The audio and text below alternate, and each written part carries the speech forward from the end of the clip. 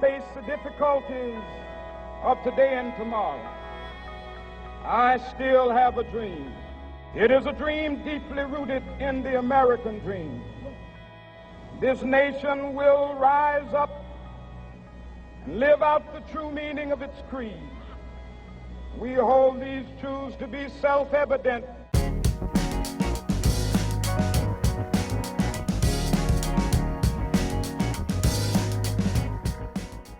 Good evening and welcome to episode 2 of the Policy Dialogue series with alumni, staff, faculty, and students from the University of Maryland School of Public Policy.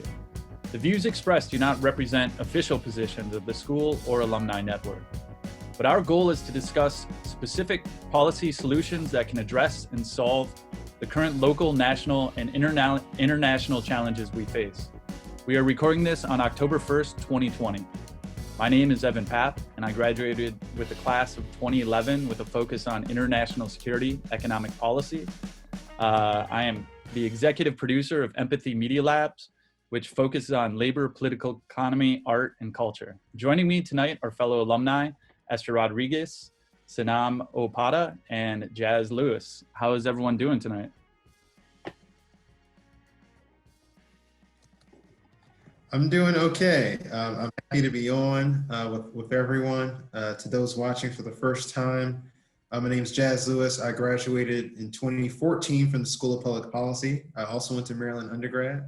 My focus in School of Public Policy was international development and federal acquisition. I served in 2 capacities, one on the Hill, working for Congressman Steny Hoyer as a senior policy advisor, focusing on issues of criminal justice reform and economic mobility. And I also serve in the Maryland legislature as a state delegate representing Prince George's County. And I'm happy to be here. Thanks, Jess. Who wants to go next with the introduction? I can go. I'm doing well. I'm very excited to be a part of this conversation. My name is Senam Okpattah, and I am a recent grad from UMD class of 2020 in the undergraduate program. A little bit about my background. Last summer, I interned with the Congressional Black Caucus Foundation, had the opportunity to work on the Hill for Congressman Elijah Cummings. I continued that internship in the following fall semester, and then after that, I interned for the Oversight Committee in the House of Representatives, and now I work for a congressional subcommittee under Oversight. Very cool. We're happy to have you on, especially on such short notice. And Thank you. Esther, please. Hi again. My name is Esther Rodriguez. I graduated with the School of Public Policy in 2018. I was part of the very first undergraduate cohort. It's a fairly new major at the University of Maryland. After graduation, I pursued a master's in education policy at American University. Just graduated in May. And currently I am at the University of Maryland. I am working in 2 capacities, one with undergraduate studies to help recruit and help with programming. And I am also working on a brand new initiative called Civic Maryland. And the purpose is to increase civic engagement, education, participation, not just on campus, but community-wide. It's great to be here. Great, thank you. So tonight we're going to be discussing policies around the COVID response, the Supreme Court, and the election. But first, let's talk a little bit about the presidential debate, or I don't even know if we can call it a debate, between Donald Trump and Joe Biden. Did people watch it? What are the general thoughts? Who wants to go first on this one?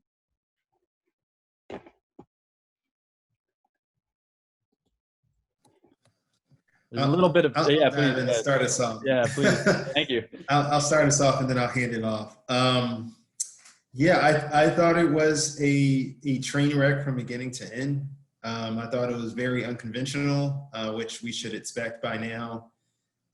It seemed to me at certain points I couldn't tell if the President Joe Biden and former Vice President Joe Biden were the ones debating versus President Trump and the moderator, who seemed to not be able to get control Substantively, I thought the debate was lacking. It didn't really seem like we were able to get much substance out of that conversation, as opposed to more of like just a raw show of power and badgering of one another, like who can talk over each other, who can fluster one another. I did feel that the only little bit of strategy that I saw in the debate, I would say on behalf of President Trump, is that I think he tried to take advantage of Joe Biden's stutter, knowing that when he gets nervous, it can take him time to communicate his message, which is a common thing if you know people who struggle with stuttering. I think that was probably why he was performing that way. I kind of look back to the 16 debates, and he did not do that to Hillary Clinton, surprisingly. He stalked her across the stage, which he didn't do to Biden, but the talking over was new. Joe Biden, I thought he did a really good job talking directly to the camera, to people, trying to focus the conversation on everyday people and how policy affects them. That I thought was the only takeaway I could get from the debate. Great. Senam, if you want to, were you able to watch it as well? What was? Yeah, I did tune in. I didn't watch the entire thing. I don't think I could stand it for its entirety, to be completely honest. I wasn't surprised with like the lack of decorum in that space. I wasn't surprised with the way that the president conducted himself. I did feel that, some low blows and shots were thrown, which again isn't unsurprising, but I think just a little bit disappointing to see people, of that degree and stature kind of behave in that manner. And one thing that really struck me was the topic of race when it came up, and when the president was discussing how he is going to be eliminating like cultural competency training, cultural sensitivity training. And I was just very, very, very upset to hear that. And that was something that struck me for sure, especially in light of all that's going on with the Black Lives Matter movement and whatnot. But yeah. I mean, I think I, like most people, were kind of glued to the TV, half shock, sometimes nervous laughter, sometimes yelling. At least I was. But I was also on social media, and I was texting a couple close friends. And a friend of mine who spent a lot of time on the Hill, he's a lobbyist. He was also with the National Hispanic Caucus for state legislators. I think his last post after watching the debate pretty much sums it up for me. And he said, "Can't shake the sinking feeling like we've reached the nadir of the American Republic." And I actually do think we can get lower, but I'm not gonna lie, I am petrified, and I'm not normally this afraid. I knew when he won in 2016 that the effects of this election were going to be catastrophic, but I never expected something like this. So that debate didn't do much to put me at ease. But yeah. Yeah, I mean, nothing is surprising anymore, I guess, in American politics. Obviously you'd want to cut off the mic, but that wasn't negotiated beforehand. There was no control. Chris Wallace just completely talked about $750 in taxes from Trump. And as Biden was getting into it, Trump jumped in, shut Biden down from talking about it, and Chris Wallace moved to the next topic. If I was Biden, I would focus more on Trump's, being a money laundering crime syndicate family. And I would focus on the fact that he's constantly, beyond all the terrible things he's done, focusing on the labor piece, that Trump is constantly has, screwed all of his contract workers throughout all of his businesses. And I do a lot of work with unions on editing the Labor Radio Podcast Network. That's not necessarily my background, but I've been really trying to learn more and more about it. And Trump is horrible for unions. but 50% of these rank and file members are going to be voting for this guy because of a false consciousness that they think that he's representing them through his rhetoric. And Biden is doing a good job. He took a train from Cleveland to Johnstown after the debate, and I love seeing him on the Amtrak. I think we need to rebuild our trains, and I think Biden should really be attacking him on those two lines.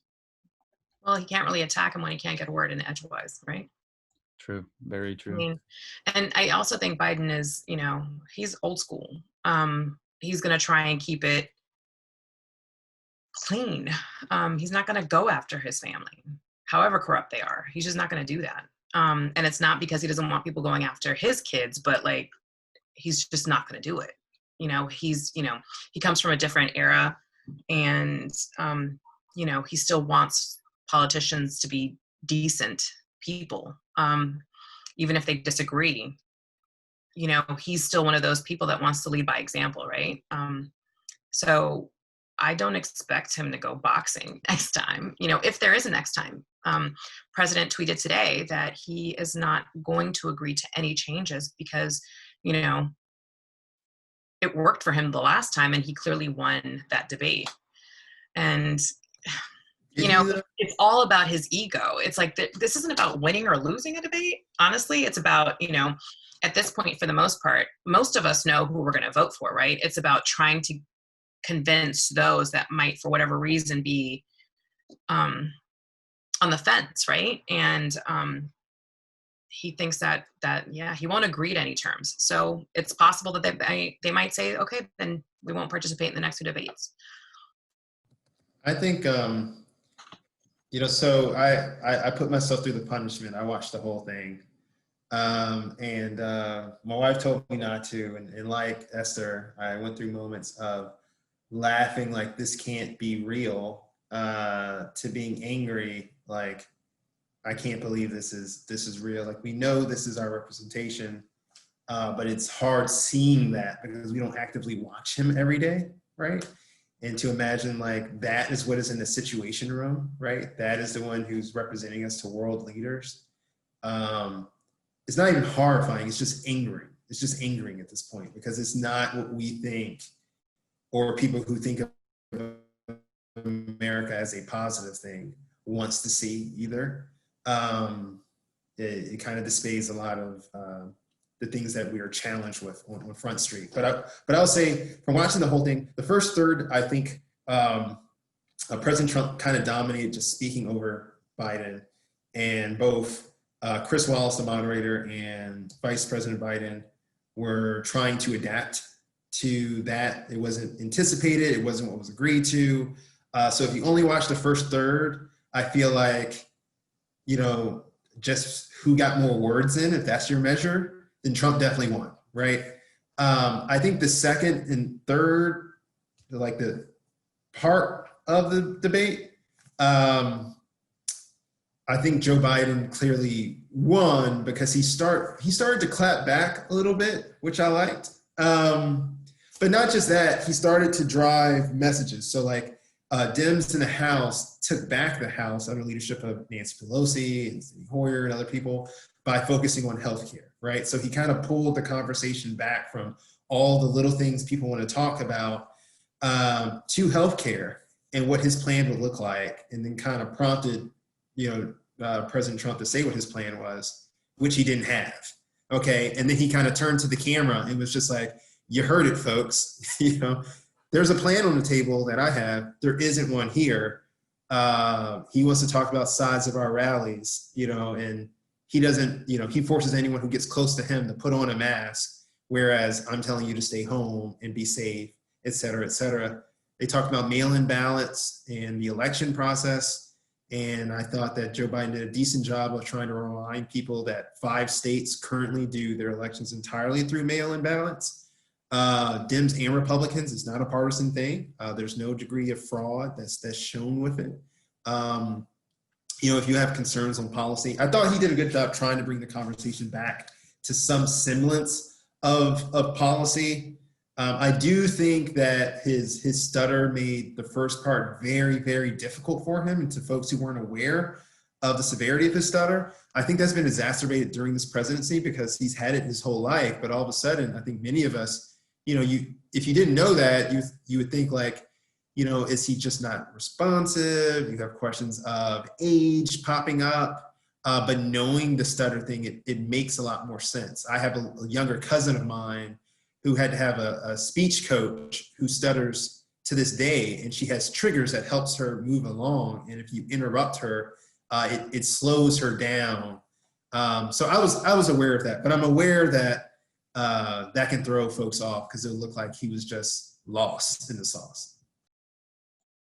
And just kind of like personalized feedback. My mom, she lives in Cleveland, and I grew up in Michigan, and some of her friends that she fights constantly with are Republican and voted for Trump. And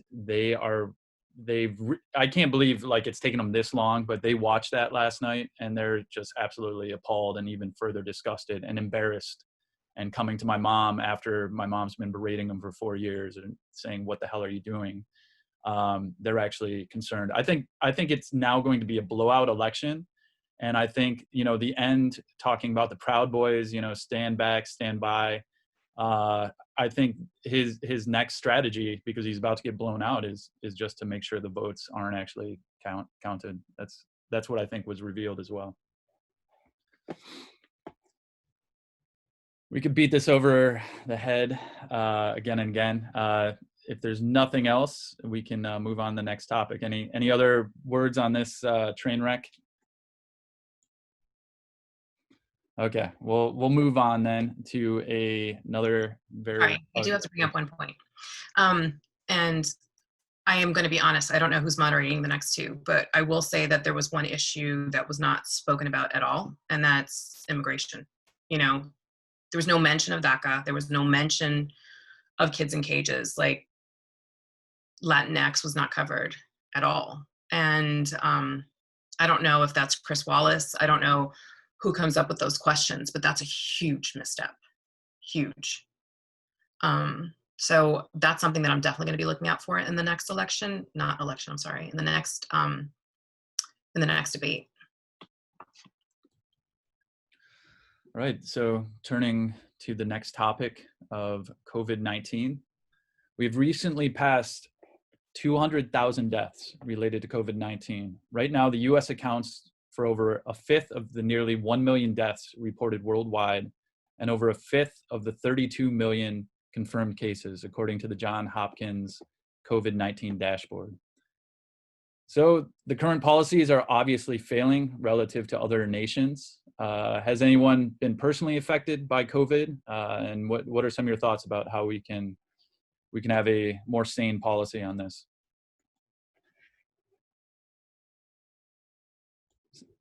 Senam, if you want to, yeah. I was just, so I have had relatives that have unfortunately contracted COVID. Thankfully, they're fine and in good health. But it definitely has impacted my family. And furthermore, with the position that I hold now, the subcommittee that I work for is called the Select Subcommittee on the Coronavirus Crisis.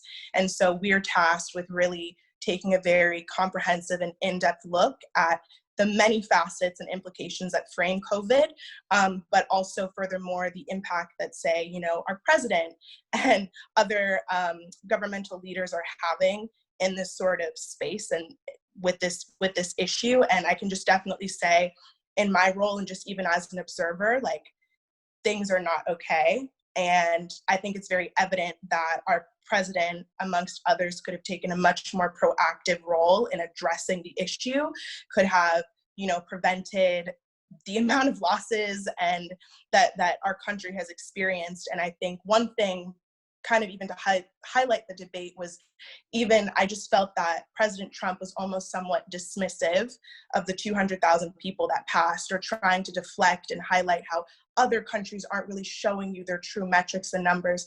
That shouldn't even matter. Like, we can boil it down to a matter of comparison, but we also have to focus on what we are actively doing. And it's clear that we're not we're not handling it as we should. And unfortunately, many more people are going to die because of the approach that's being taken or lack thereof. Well, Senam, he said it is what it is. Right. I mean, Yeah. I don't understand how his fervent supporters, right, can completely disregard that. Like I can't get it around my head. And not to minimize like 9/11, but obviously this 9/11, there was a lot of comparison, right? Because people look at 9/11, the way the country handled it, the way we kind of responded, got together, and really unified for this, right? After it happened, like what's the difference, right? Except for the fact that this is so much larger, right? And so much of this was avoidable. I'm not sure if the number is exact, but the estimates are about 90% of the deaths could have been avoided had there been really specific and just restrictive measures put in place, as soon as they knew the extent of this, which was pretty early on. But, so the only thing that I can wrap my head around, and now this is just me being presumptuous, but, when it was 9/11, like the boogeyman was, the way we framed it, and I say we, but the way the government framed it was the boogeyman was, these, 19 people, 18 people that were Islamic terrorists. That was the boogeyman. Like, I don't know if it's because there isn't a boogeyman, right, that's taking these lives and it's happening all over. And, maybe they're saying, oh, well, she had diabetes, or, she had this, or I don't know how they're honestly wrapping their head around this and giving this any sort of a justification to completely disregard these lives, right? But I just can't understand how anyone can continue to say, but the economy, when there's 200,000 less people in our country, you know what I'm saying? Like, I can't wrap my head around that. And honestly, if they want to just look at it as numbers, all right, well, then there's 200,000 less people that are contributing to the workforce, or there's 200,000 less people that are contributing to Social Security, or there's 200,000 less people paying, taxes. Like, I don't care how they have to like put a price tag on that face, right, to value it. But like, how have we become this nation where 200,000 people are gone and it is what it is? Like, under what other president could this have happened? And a previous president so aloofly say, it is what it is. It could have been 2 million, but it's only 200,000. One's too many.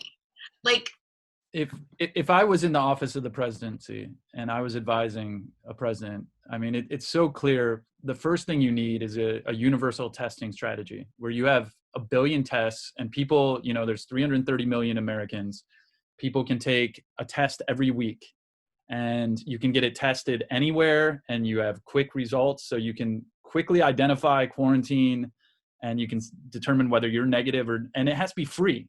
And so part of that gets into healthcare and some of these other things. And then use the Defense Production Act to actually create the fact that we can't even have PPE, personal protection equipment, and these masks that we can't even manufacture anymore. And they're not willing to take the Defense Production Act. And of course, you can't allow Wall Street and boy wonders to do these air bridges from China that go right to their friends that they can then distribute on the private market and make money on it, and having all the states bid against each other. That's absurd. And then the third part of it is an Apollo program for a vaccine, and using all of our university resources, using the CDC, government agencies, and putting down how much money have we spent collectively over the last 6 to 9 months. So $100 billion program, vaccine research, to get to this. And then that R&D will actually create jobs, and it will ensure that the U.S. continues to be a leader in medical care as well. Jazz, do you have anything on this? Yeah, I mean, I think the only way you have that approach where you're kind of callous to 200,000 people dying is that you don't identify with them, right? So if you don't feel like they're part of your in group, then you don't have, what is it, empathy for the folks who are hurting in that situation. And the timeline is interesting because I feel like in late March, in the beginning of April at first, we did kind of have that unity feel for just like a split second. It was a fraction of a second where all of a sudden, it wasn't necessarily with the president, but I think a lot of the governors and state legislatures and everyone else was like putting partisanship aside to figure this thing out, right? And we weren't talking about governors based off of them being, you know, Dem governors or Republican governors. It was like a split second. And then after the positivity rate spiked in New York, okay, and then it spiked in you know, the DMV area, and it spiked in like Chicago and in places that are disproportionately Democratic, like disproportionately minority, have a lot more immigrants, both documented and undocumented. It became this dynamic of having a conversation. I just remember the timeline too, because on the Hill, it was the difference between like our first big CARES package, and then right around the time we were talking about heroes in the House, and all of a sudden the Senate didn't want to play ball anymore. And it's because they felt like, well, the coasts were hurting. Well, what did that mean? Well, the coast is where it's more diverse, it's more democratic, et cetera, et cetera, et cetera. And they didn't feel like they needed to help them. Okay. And it's a shame because like they still have that demeanor, but the areas that are spiking the country now is red and rural America, you know? And the unfortunate thing is those parts of the country tend to have less healthcare access than the coast do, right? Not to say that is great in the coast. I mean, here within Maryland, you know, many of the folks who live in urban areas, whether that's Capitol Heights, Maryland, or inner city Baltimore, struggle to get healthcare access the same way many of folks in Carroll County and Dorchester in the rural area get, right? But generally speaking, you can drive within an hour to get to a hospital. And in many of those places in the middle of America, you can't do that, you know? And they're spiking, and I don't know, it's very frustrating. You know, it's very frustrating because, you know, I would have imagined we would have deployed all the resources that the American government has to bear to make sure that every life mattered, you know? And it's just, I think we could do better. I think to the policy folks who's out here who watch this, you know, when I was in policy school, we did a review of Katrina and kind of like how that happened. That was one of the case studies we had to review. I think we're going to have something like this, whereas that was a little bit more bureaucratic. I think this is bureaucratic. This is more political. Because I remember reading reports of people thinking like, well, you know, essentially those are Democrats who are dying, right? I'm not saying that's the position of everyone, but that was out there. And it has no place for it. There's no place for that at all. So I think it's worth noting that I believe Jared Kushner, you know, kind of disregarded New York because, you know, it's a Democrat governor. It votes pretty much blue. So it's insane to me, right? Obviously that was spoken behind closed doors. But one thing that I would like to note, when you mentioned undocumented jazz, you know, because of this president's overt disdain and prejudice, right, against undocumented people here in the States, you know, so many of them literally go to work and go home and don't move beyond that because of fear, right? But so many of them have also died from COVID at home because they were too afraid to go to the hospital, because they were afraid that they would then call ICE. And these were young people, right? Young people that could have survived it had they just gotten the help that they needed, but they couldn't, because for them, going back to their country was scarier than possibly dying, to this disease. And I just, I want people to understand that, and those numbers aren't counted as COVID deaths. If they did not die in a hospital, they were not declared COVID deaths. So we don't really know how big that number is. And it's been extremely trying, right, on the Black and Brown community specifically, right? Because we have this high rate of chronic disease that makes us more susceptible. But just to hear of people that lost loved ones that didn't go get help, right, is really, it's just devastating. And if I can, and another figure we don't talk about often, and Senam had the figures on this, is this broader population of people who have tested positive, okay, and then have come out, but still have varying conditions that they're still dealing with, right? Whether it's heart issues or breathing issues or the like. I mean, I read a number of stories of professional athletes super afraid of contracting anything, because even if they come out of it and they're healthy again, it may impact their ability to earn their living if they're stuck with heart conditions and things of that nature. And the conversation is one on the front end, like how do we stop the virus, but also understanding that like the quality of potentially millions of Americans' lives may be different now because they contracted this thing was preventable. And also, how are we going to give them appropriate treatment moving forward, especially when you have a situation where we have a Supreme Court, okay? And I know that's one of the topics we're going to hit, that might be rolling back the Affordable Care Act, where you have pre-existing conditions and things of the nature. So it's like, okay, you have, I forget how many people has tested positive in the nation right now. 6.5 million. 6.5 million people. So, 6.5 million people, the Affordable Care Act rolls back, now has a pre-existing condition of no fault of their own that was completely preventable, that now can inhibit them having access to health care. And, so I would like us to talk about that too. I don't know if it's our next section, but one of the sections are on the Supreme Court, and we should. Yeah, and just to so people can understand that, right? Like, for the rest of their life, they could be denied healthcare coverage for the rest of their life, because we don't know what the long-term consequences of this is. We have no idea. So, if you got COVID, didn't really have many symptoms, you could have been asymptomatic, but you had it and it's on paper. And now you could be denied healthcare coverage because of that. Like, and I just have to make a plug for for all the workers too, the essential workers. And it's been shown that they need to get paid more. A lot of them don't have health care.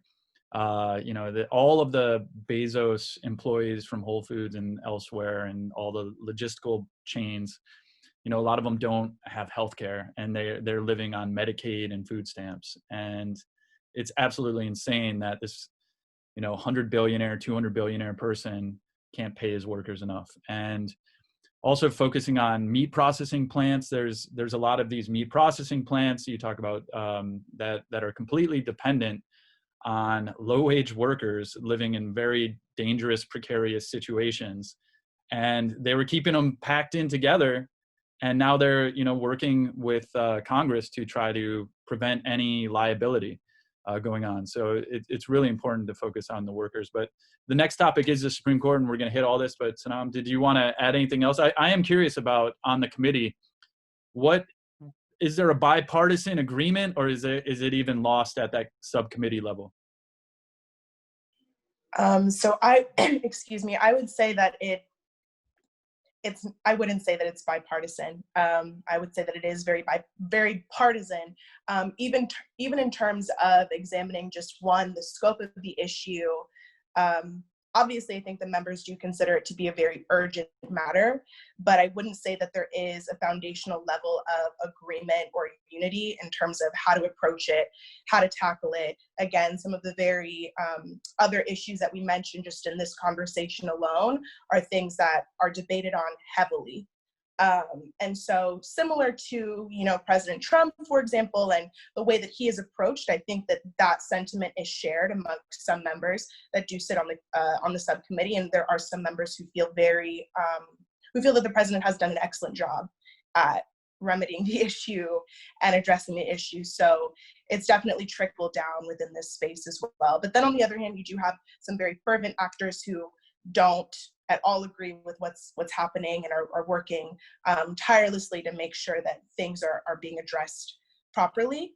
But if you don't have that top-down support, it's hard to kind of get things rolling.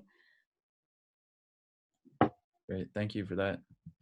So moving on to the Supreme Court. So some say that Trump's top accomplishment beside his $1 trillion tax cut is the remaking of the federal judiciary based on Senate Majority Leader Mitch McConnell, who has appointed over 200 federal judges, most of which are determined by Leo Leonard's Federalist Society.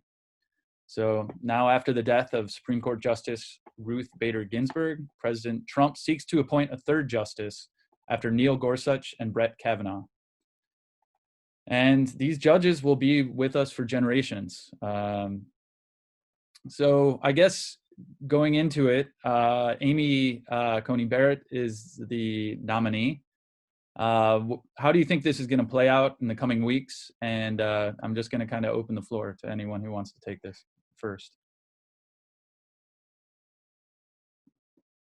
She's going to get nominated. I mean, she's been nominated, and she's going to become the next justice.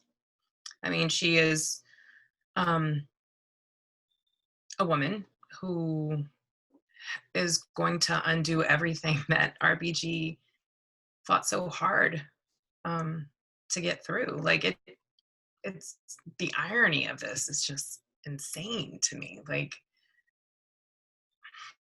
it's just devastating.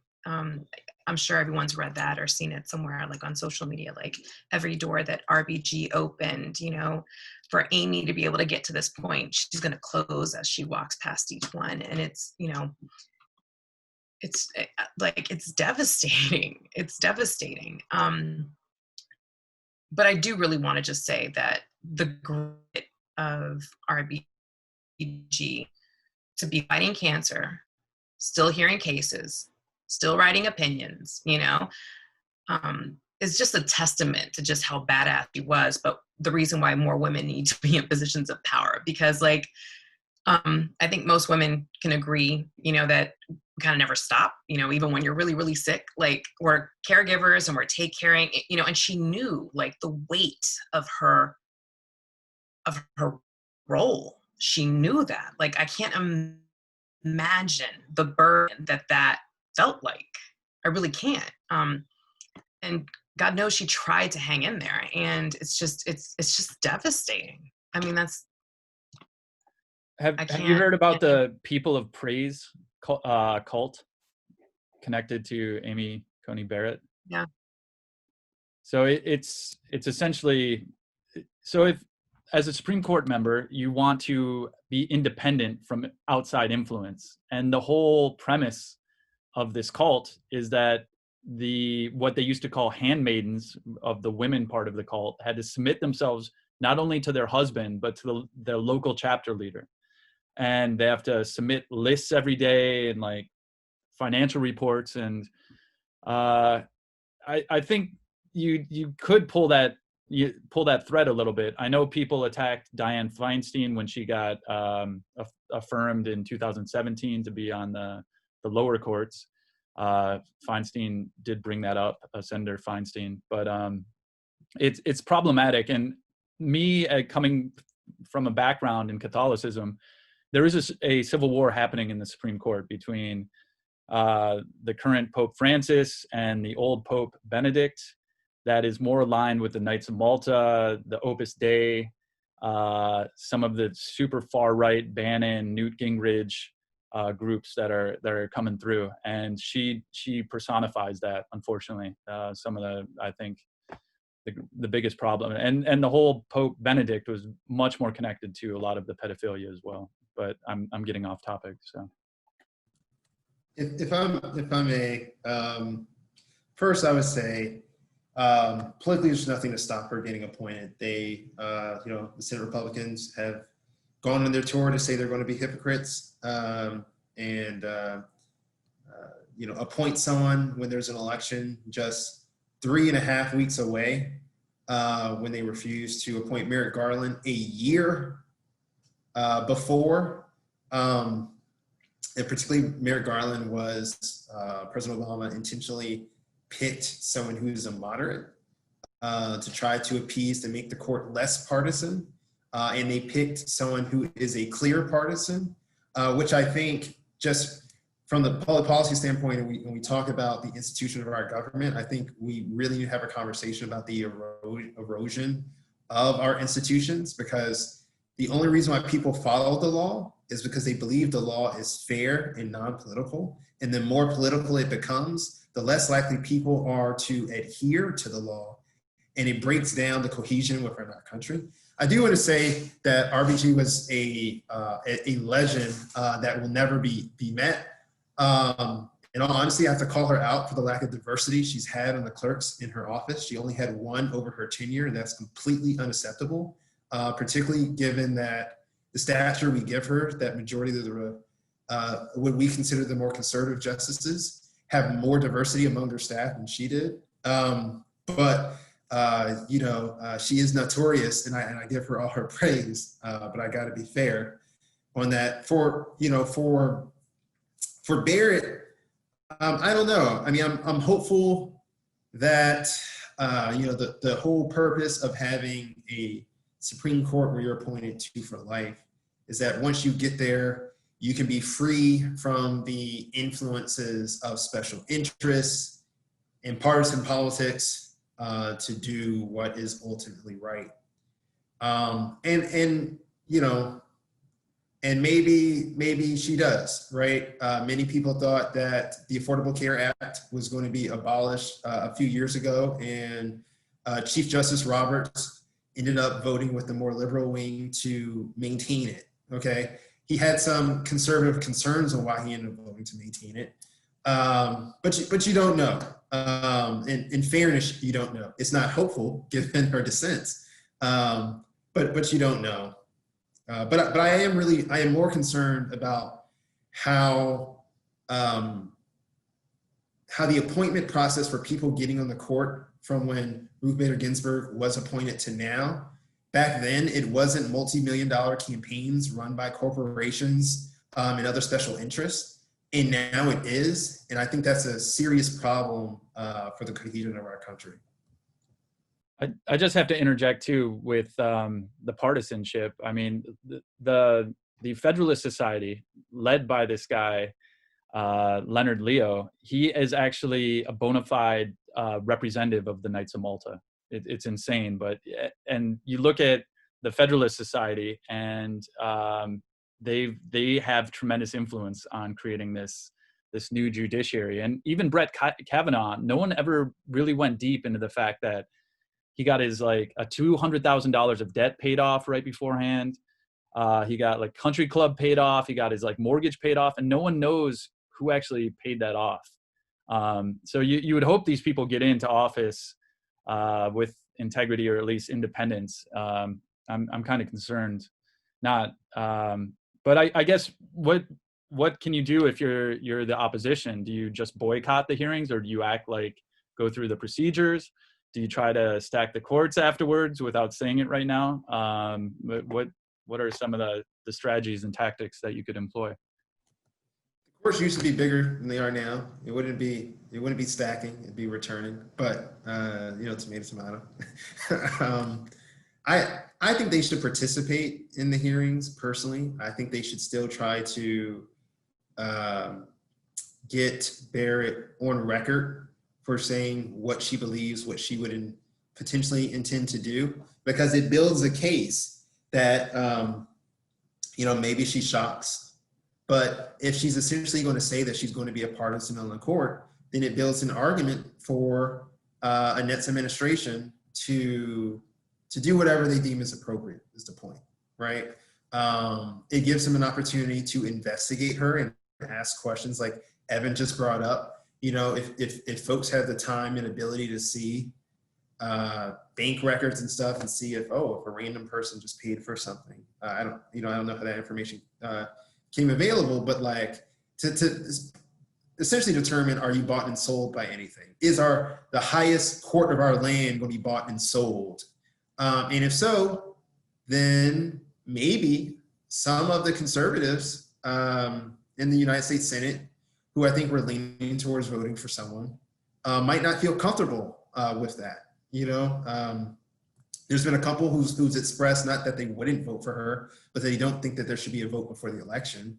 I do think that as Donald Trump is dropping in the polls, you're starting to see more folks within the Republican Party grow more boldened to distance themselves with him here and there. I think the conservative part, the conservatives broadly, evangelicals specifically, are so focused on the court, it's hard for them to do that on this issue. But you are seeing the fraying starting to occur. So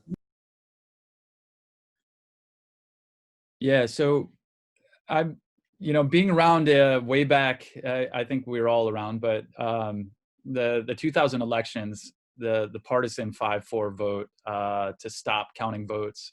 The judiciary, I think, is a reflection of just partisanship ultimately.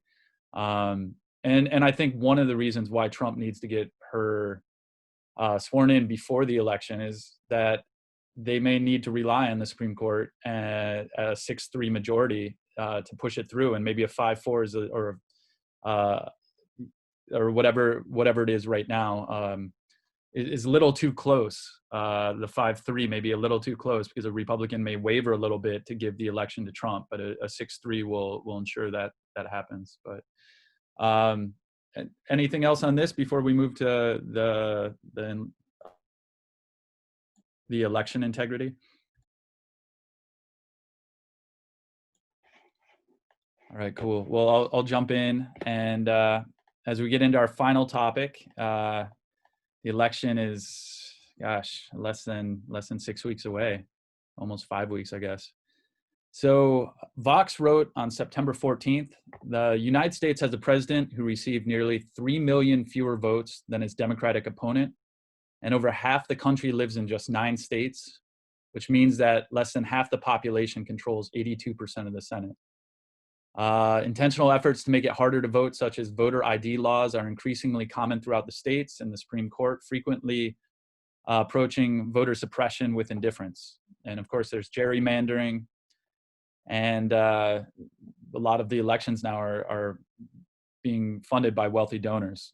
So we can talk about a lot of different issues under this topic, but I just can't think of what could be more anti-democratic than a system that allows a minority to rule the government. I think this needs to change. But as we go into these elections, I kind of want to just open up the floor. What are you thinking? What are you doing to try to get the vote out?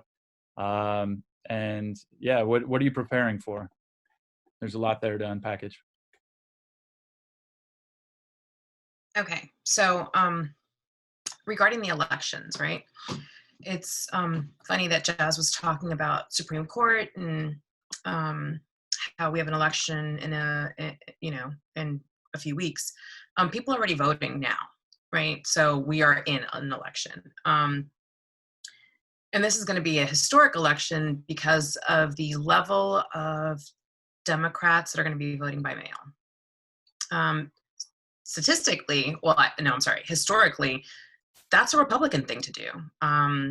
The GOP has honestly been brilliant in terms of pushing education around, mailing in your ballots. I mean, that's literally their MO.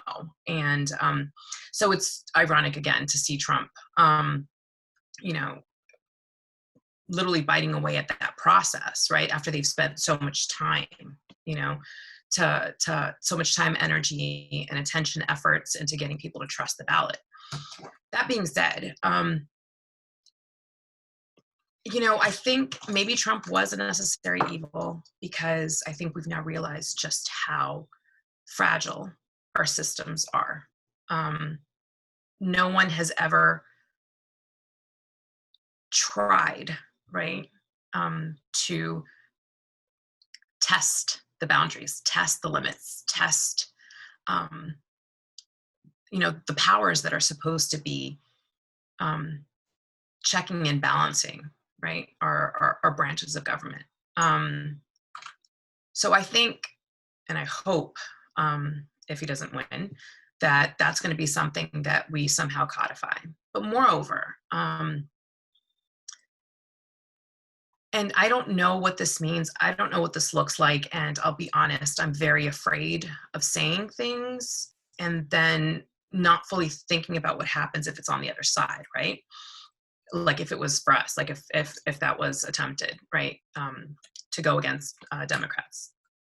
Non-disclosure, I'm a Democrat. But anyways, but when you think about how virtually anybody can run for president, anybody.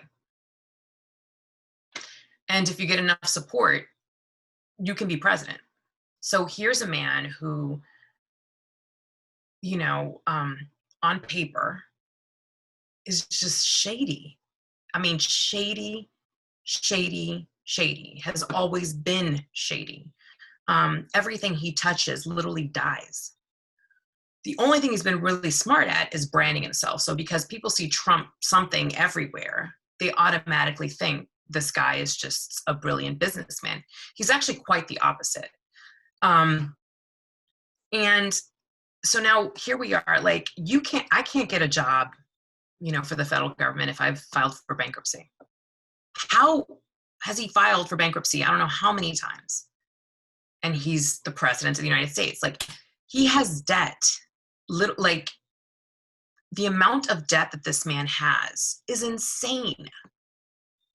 But if I had a $50,000 Nordstrom card, I would be a risk to work at the federal government because I could somehow be coerced, right, to somebody pay it off for me, and then all of a sudden I could be a little crooked, right? Like, how do we not have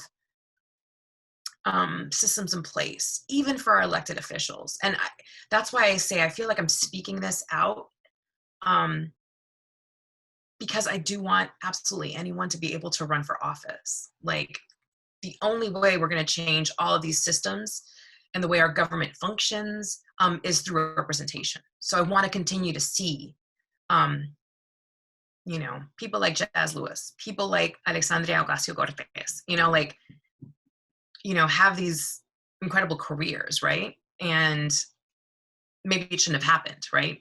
At least on paper. And I don't mean anything against you, Jazz, because I honestly have no idea what your background is. But for a Puerto Rican girl, who was waiting tables one year, and then she's, sitting in the Capitol building, grueling people, crooked people. It's pretty badass, right? So I don't know how to protect that process at the same time. And I'm not going to say that there aren't any crooked Democrats, because I'm sure there are. I know there are. But what I'm saying is, they have the Steve Kings.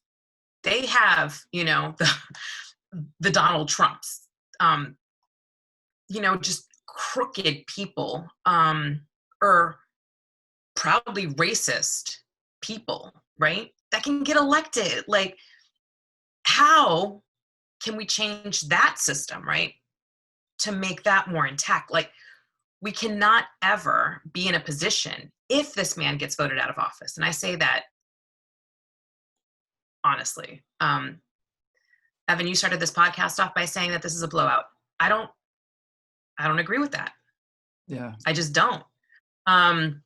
Your mom's friend in Ohio that says she was so, taken aback by his performance last night. Okay. She might forget about that next week. If there's one thing that we are here in the States, we forget about things that happened like yesterday, if it's to our convenience. Right? That's the reason why we keep doing this with the policing and the videos, and people just keep forgetting, and then another life gets taken, and everybody goes to the street and they're like, oh, it's just one bad apple or something. Like, we tend to forget these things. So I don't trust your mom's friend in Ohio, honestly. But moreover, if this guy gets out of office, right, how do we protect ourselves from this ever happening again? Because he's literally, if he gets reelected, literally screw our democracy. So, I mean, that's just the reality.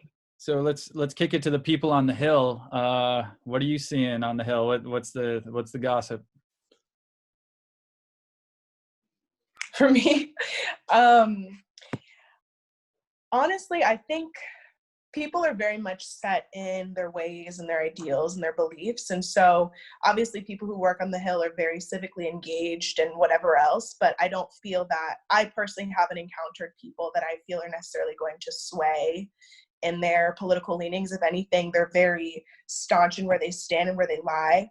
One thing I can say, sort of like not Hill related, and just in terms of like my peer group and amongst my friends and people who are of a similar background to me, that being Black, I know a lot of young people who don't want to vote and who don't see the purpose in doing it, not so much as a matter of, oh, well, like my vote doesn't count, but more so the system in and of itself, they feel needs to be completely dismantled, completely reframed and restructured. And therefore they feel that whoever they vote, even if that person is maybe leans closer to their ideals or viewpoint, isn't really going to see them. And I think sort of to reiterate the point of, you know, the Black Lives Matter movement and issues of police brutality and whatever else, I think these are just very telling instances of like, okay, yes, like we're voting, we're doing this, but do the individuals in office, do those individuals who are supposed to be representing us truly see our humanity? And are they going to ensure that they protect that at all costs? And so a lot of people don't feel that way. I know for myself, I'm going to vote and of course encourage my peers to vote and whatever else. But I don't think that there's a very collectively shared belief that like their vote is going to change, you know, the fact that they're in poverty, the fact that they can walk down the street and, you know, be profiled and in turn lose their life at the hands of an officer. Like all of these things, like the vote to them does not matter. And I think that those are the individuals that people like Donald Trump, well, maybe not Donald Trump, but Joe Biden should really tap into because they don't feel seen. And those votes could be vital in changing the tide of the results of the election, because I don't want to be cynical and say that Trump's going to win again. Like I really would pray and hope that he does not. But similar to what Esther said, I wouldn't be surprised if it happened. I just want to say that Senam and I were actually texting back and forth, and I do think that was a huge missed opportunity for Biden during this debate. There was a specific question asked about policing, and you know he hit. He hit us with there's a few bad apples, and like we need to stop pushing that narrative. We need to stop pushing that narrative, and the reality is, even if you're not or don't condone, right, that kind of activity, you know, if you're silent, you're complicit. I mean, that's just the reality, because we're talking about people's lives here. So it was a huge missed opportunity for him. I think he could have delivered, I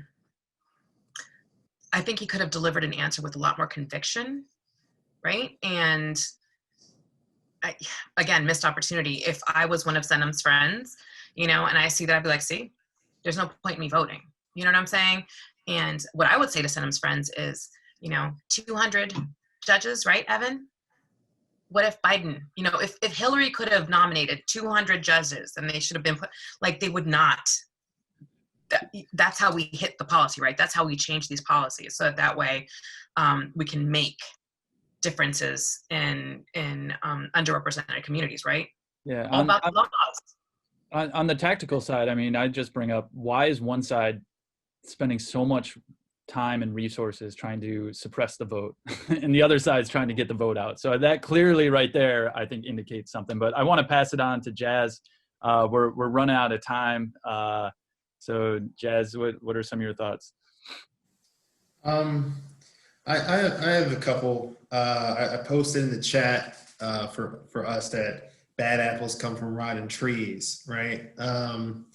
Which is a phrase that's come around that I do think on the one side is a missed opportunity, and I would advise anyone close to the president to really give him some advice to think about what that phrase means, because you know, not only do we want officers to speak up about let's say, bad other officers, okay? But officers are trained in an environment that is approved upon by a system, okay? Whether they're commanding officers and whoever. And it's just like any other environment, whether it's a home environment, a school environment, you know, like people do things based off of the incentives and disincentives that you put in front of them. And if you have this widespread belief, which is a fact, right, that the police do not treat everyone the same, and generally there's no accountability for police regardless of your color, it's not a black problem, okay? There's no accountability for police, then how did we get here? It is a system, okay? So then you have to reform that entire system. Now you can say, that's not to say that all officers are bad, okay? I know the reason why people say that there are some bad actors. They say it because they don't want to hurt the feelings of good officers, okay? But you could do one better by saying this system create an environment where if you're a good officer, you report that a bad officer is doing something, you get looked over for promotions, you get forced out, you know, all sorts of things happen to you, and that's not okay. We're not doing any favors to that good officer by maintaining a rotten system. On the election integrity part, I want to say, one, I kind of ditto Evan's point. If your vote didn't matter, folks wouldn't go out of their way through policy and through other ways to try to get you to think it doesn't matter, right? So that in of itself means that you should desire doing this thing. The other part is that, like, look, you know, we have to get away from this Messiah complex. You know, like, I don't need Joe Biden to be Moses for me. You know, I don't need him parting waters. You know what I mean? I don't need him calling in locusts. I don't need him doing none of that stuff. You know what I mean? All I need him to do is win. And then folks who I may be connected to who can put pressure on him, be that my local Congress member, be that a celebrity I like who can call him, be that me sending him a letter, I feel more like that I can put pressure on the people close to Joe Biden than I ever can with Donald Trump. And that is all that matters, right? And I think you're already doing it. I think the electorate should be proud. Like, you know, Kamala Harris, regardless of however people feel like Kamala Harris, like, a black woman did not become the Democratic nominee for vice president without people leveraging power to apply pressure on Joe Biden and those around him to make him think that that is what he had to do. Okay, it's not to say that he doesn't like her. I'm just saying that these type of decisions aren't made out of a contest of power. And people are leveraging that power, which means that our system is very bent and wrong-headed in certain ways, but is not completely broken, or else, you know, she wouldn't be up there. And I'm not trying to say that everyone agrees with whatever Kamala Harris represents to you. I'm just saying the fact that a woman, check, a black woman, check, a immigrant woman experience, check, you know, a woman who came from an HBCU, like, neither one of them have a Ivy League background, check, is because people applied some type of power. And that means that the folks close to them are probably more like you, and you can put pressure on those people to do the type of things you want, such as talk about immigration. I mean, we're talking about, he has a whole plan on racial wealth inequality. That would not happen if there weren't vestiges of the broader Democratic Party putting pressure on him to do so. And then if he wins, he has to make good on that if he wants to maintain his coalition, you know? So I just want to say, don't believe the hype. Your vote matters. You know, tell everyone they need to vote. Even if you think your vote doesn't matter, just vote just in case. You know what I mean? Well, that's a great way to end the conversation this week. Again, I want to thank you all for tuning in. And if you have any questions or comments, we'd love to hear them. And we are going to be posting this on Facebook and YouTube. We also have it on an audio channel as well. And tune in next week. Thanks a lot, everyone, for coming on today. Thanks. Have a good one. Thank you. Have a good one. Bye. Bye.